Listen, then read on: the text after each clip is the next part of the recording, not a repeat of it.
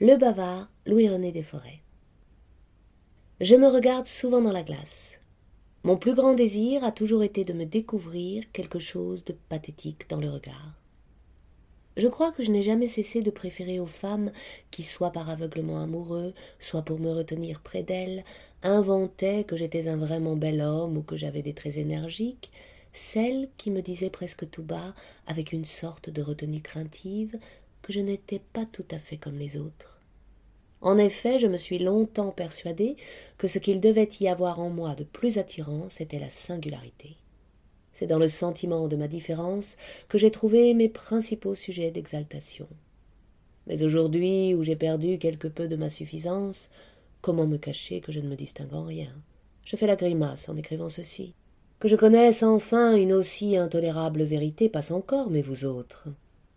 À vrai dire, il se glisse dans ma gêne ce léger sentiment de plaisir acide qu'on éprouve à proclamer une de ces tares, même si celle-ci n'a pas la moindre chance d'intéresser le public.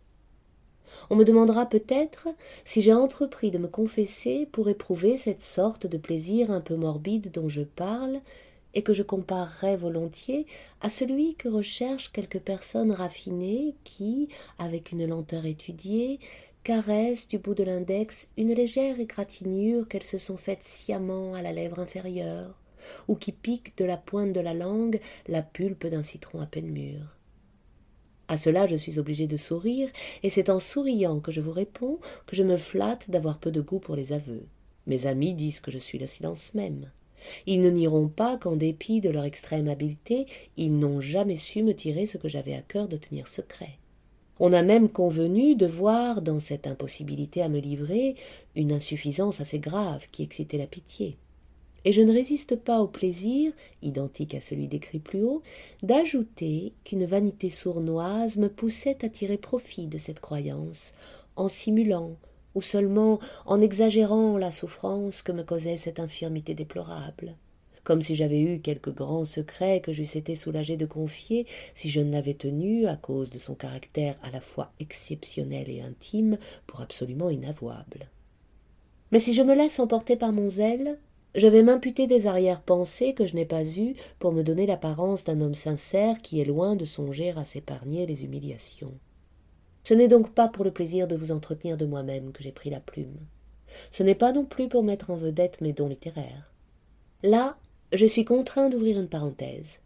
Mais vous avez dû éprouver vous-même que sitôt que vous tentez de vous expliquer avec franchise, vous vous trouvez contraint de faire suivre chacune de vos phrases affirmatives d'une dubitative, ce qui équivaut le plus souvent à nier ce que vous venez d'affirmer, bref, impossible de se débarrasser du scrupule un peu horripilant de ne rien laisser dans l'ombre.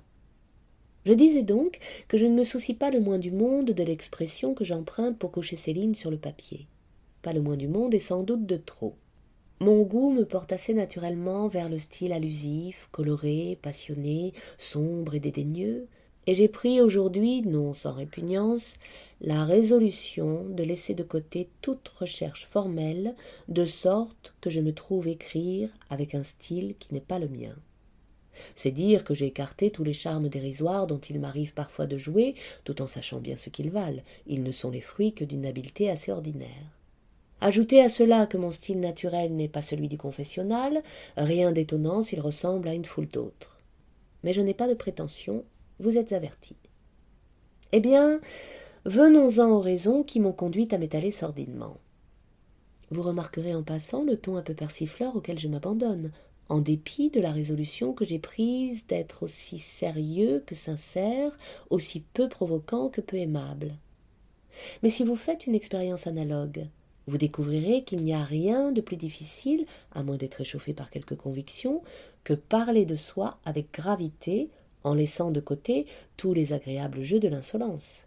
Vous craindrez le ridicule.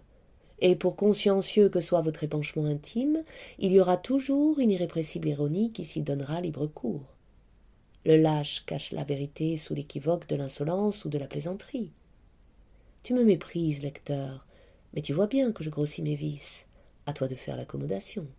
Rien ne t'interdit de prendre tout ceci pour les inventions d'un exhibitionniste candide, irréprochable dans ses actes, sinon dans ses pensées. Venons-en donc à ces raisons.